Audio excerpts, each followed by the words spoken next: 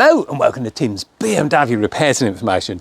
Well, I'm going to tackle one of the problems that was caused by the body shop, and that's the complete lack of side lights on the right hand side. Now we're quite used to sort of problems with the wiring that goes up the hinges. The wires fatigue and break in there, but this is different.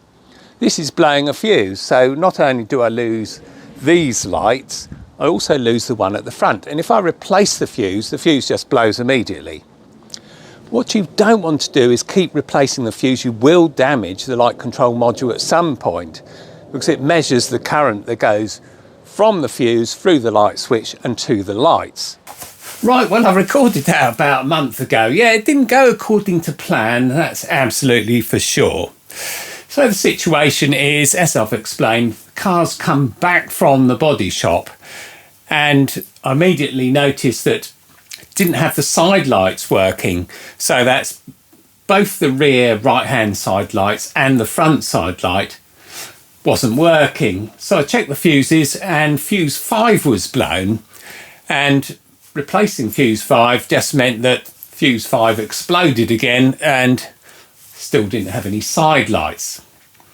Okay, so it must have been something that the body shop did while working on the car. Now, of course, they've replaced the whole quarter panel at the back, and that means all the looms would have had to come up. The trunk or boot would have had to come off, and I saw the trunk off in their workshop. So to get that off, they would have had to remove all the wiring from the back of the lights and the license plate lights and the bonnet switch that tells the system that the boot is closed. That would have had to all been pulled out, and sure enough, when I saw it, the looms were all out and sort of piled up in the boot somewhere.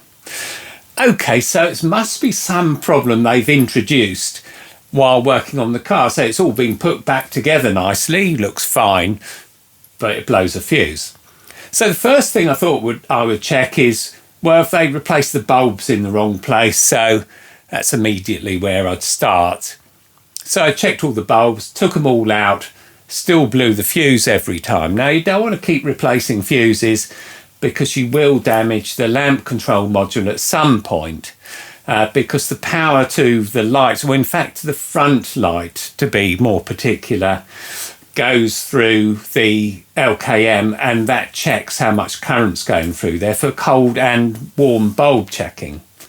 So I didn't want to keep blowing fuses all the time. So yeah, I had a good check of the loom around the quarter panel, and that all looked fine. That's the one which goes up to this point here. They look in fine fettle to me. That is the extent of what they'd had to taken off. Got a little tail that goes off. That goes to the fuel filler cap flap actuator. Yes, a long word, isn't it? And at this point I thought, well, the best thing to do is, I know I've had problems with those wiring in the hinges in the past, and before it went to the body shop, in fact before the accident, in fact it had a problem where if I put the reversing lights on, I got a fog light not working warning, and that's always one of the big brown wires that go through the looms, and in this case it would have been the left hand one which was the problem. Okie dokie, so that's where we start. Now, you've seen me repair the looms in the past, but I didn't do it that well. What I used was obviously soldering iron, solder, flux, heat shrink, heat gun, and that's a right palaver to do, especially when you're out in the cold. It's 2 degrees C while I'm doing this. So I decided to use those new heat shrink devices that have the solder in them. And they work really well, and you can see me having a go at one here. But I am in the workshop at work, and it's a lot easier controlled situation there. And what I found is the best way to do it is to put both wires in, heat shrink the ends so that the wires stay in position. So now you don't have to worry about the wires pulling out when you actually heat up the solder. So that's what I did. Heated up both ends till it grabbed hold of the wire, and then heated up the solder and watched it flow, and that worked really well. I was really pleased with it. Not only did it make an excellent joint, it's also quite flexible as well, and gives a bit of sort of strain relief to the joint. which is what is always the problem. Where I've used heat shrink before, I found that when I take the looms apart again, it's actually failed at the joint, and that's because it bends so much of that place. Okie dokie, so the heat shrink tubes, they're fantastic. So what I've done is I've stripped the wires. Here we go. So yeah, that just about reaches. So twiddle it around a bit. Now the problems I had when using just solder and heat shrink was that these just didn't take the solder. Even though you use, you know, the best flux in the world and all the rest of it, it wasn't interested. So there we go, there's both wires in. Now just using the heat gun didn't work. Heated up one side and that was your lot. So I've got a spoon, and that trick seemed to work really well. So what the spoon's doing is reflecting the heat back again. A bit shaky today, there you go. To move it so you can see what's going on, see if it melts.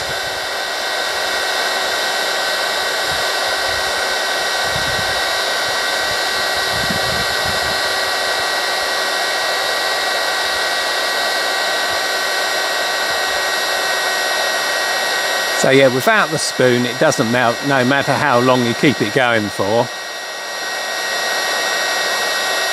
But with the spoon it does. The spoon eventually gets to a temperature where you can't hold on to it anymore, I will warn you that. Right, I'm going to shrink the rest of the heat shrink while we're at it. As a heat shrink, it works really well. Much better than the stuff I was using, which only had a very low ratio, sort of shrunk by a factor of 2, and sometimes that's just not good enough. So you've got to have enough space to get the wires in. Yeah, that's heat shrunk down very nicely. And then we'll put all the heat on the solder now. Doesn't look like it's melted so far, might have done. We'll keep going. Yeah, it must have a pretty good flux in it. Oh, there it goes, it's going eventually. Excellent, I can see the solder's gone both ways. And there we go, that's a soldered joint if ever I saw one. No problem at all. The second problem I had when I did it the first time was that I used self-amalgamating tape to bind all the wires together. That works really well and it makes it waterproof and all the rest of it. Can't get it off unless you use a scalpel to cut it off. It's a terrible job. And if you make a mistake while you're doing the wiring, repairing all the wiring, then it's got to come off again. So I'm very glad I found a new covering material. Here's the covering material. Probably an easier way to do this. I've done this the most awkward way, I'm pretty sure. I should have just kept winding it on, shouldn't I, at the start. Then got a bit more of the stuff wound on before I have to worry about any of the other bits.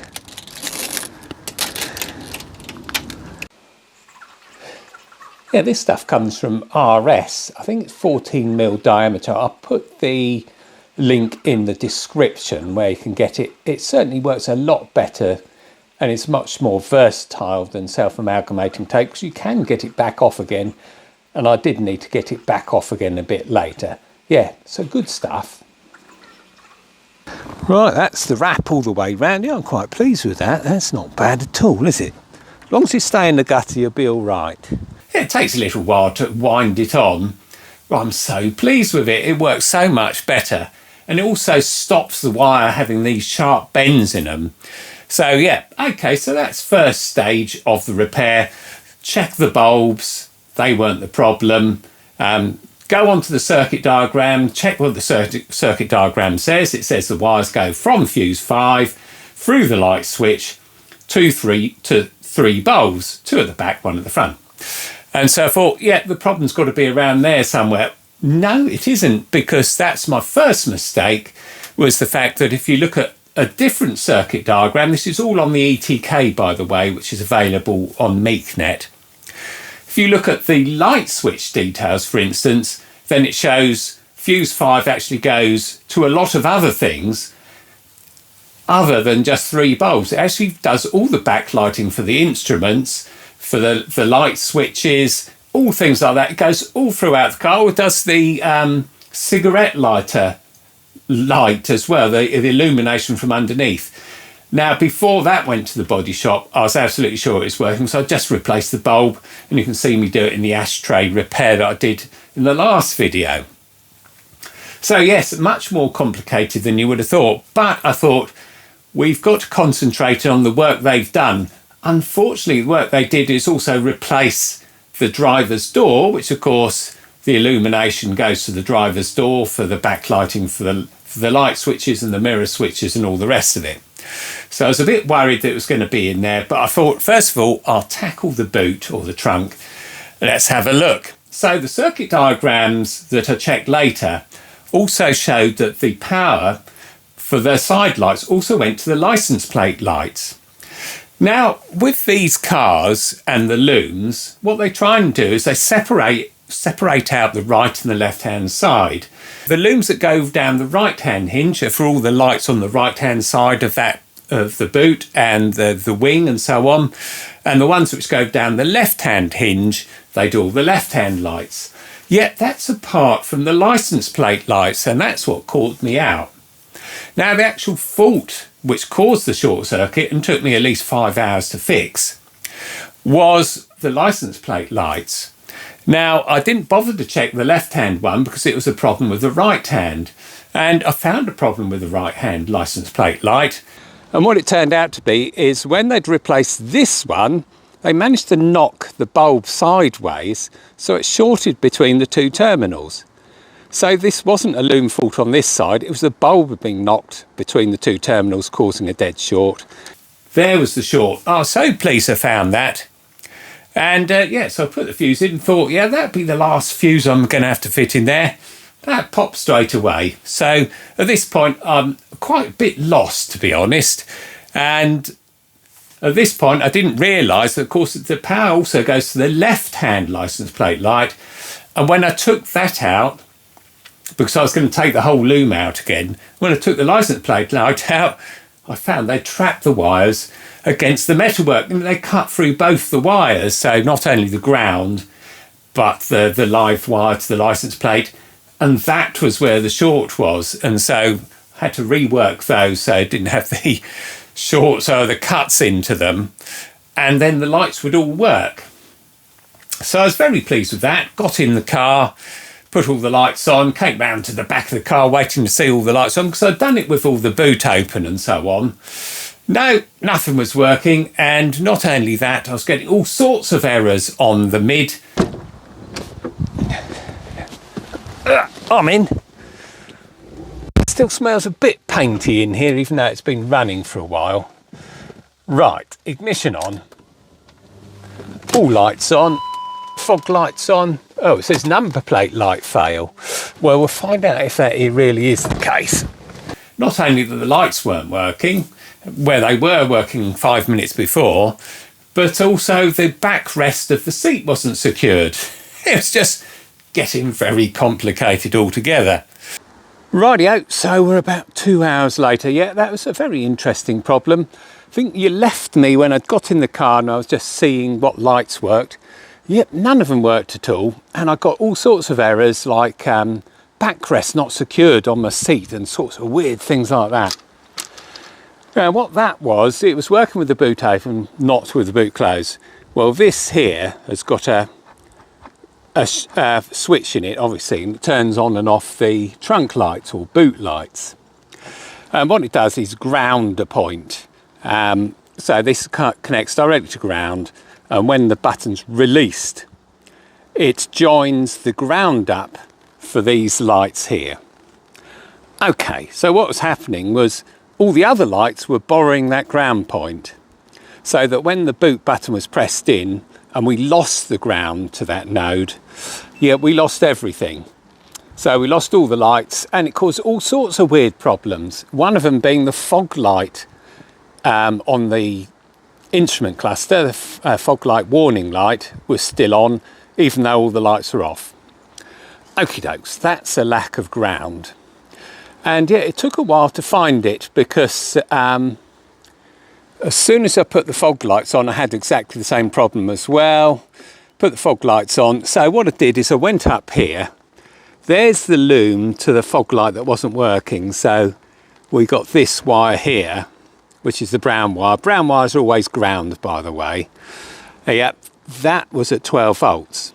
Now, where does that go? Well, that goes, it's a left-hand side, so it'll go back through the left-hand loom. Thing is that we've already repaired that brown wire. There's the brown wire there. Goes through one of the new connectory devices, through another one further down. And yep, I thought that was it. So what I did is I popped my meter, well, first of all, connected my meter to a sound ground point, which it happens to be the battery. So I've got the negative lead on there. I know it's red, that's all I had. And then I used this lead to go probing things. And what I found is that when the fog lights are on, the actual brown wire on here is actually at 12 volts. Okay, so I went down here, thought, well, I've done all of this, it must be a ground somewhere else. And I can see all the solders gone round. And now what had happened was it failed to tin the brown wire. And when it failed to tin it, when this, and what I mean is putting solder on it when you melt it, it actually formed just a sort of circle around the brown wire and didn't actually join to it. So yeah, so the way I found that was I probed at that point there with the meter. That showed 12.1 volts. Probed right in the middle, and that showed no volts. So this end was grounded, that end wasn't. So the fault had to be in that. So I've chopped it off, used the smaller one and started again. And there's obviously something on the end of that brown wire that was stopping it soldering. It's probably the reason that the wire failed so quickly after a repair I did last time. I had something on the wire. It looked something goopy, like it might have been the heat shrink that I used. It might have been adhesive lined, which had left the adhesive on the wire. I don't know. But I stripped back the wire, used one of the smaller connecting heat shrink devices. That fixed all of that. So I'm very glad to say we are now back to full lights. Everything's working, no errors. And I need that done because the car's got to be MOT'd. That's the whole plan with this. All the lights have got to work because it's got to pass the MOT, so I can't get insurance until it's re-MOT'd. Right, time to test the lights. See if I can remember all of them this time. Right, let's start with the easy ones. Indicators or hazard lights, they're on. Side lights, should be 4 of those. Ignition on. Headlights on, so my headlights have popped up. Fog lights, front fog lights okay. Rear fog lights, and in reverse. I've got a dash full of lights. And no error message. Excellent. I think we're done. Famous last words, of course. There you go.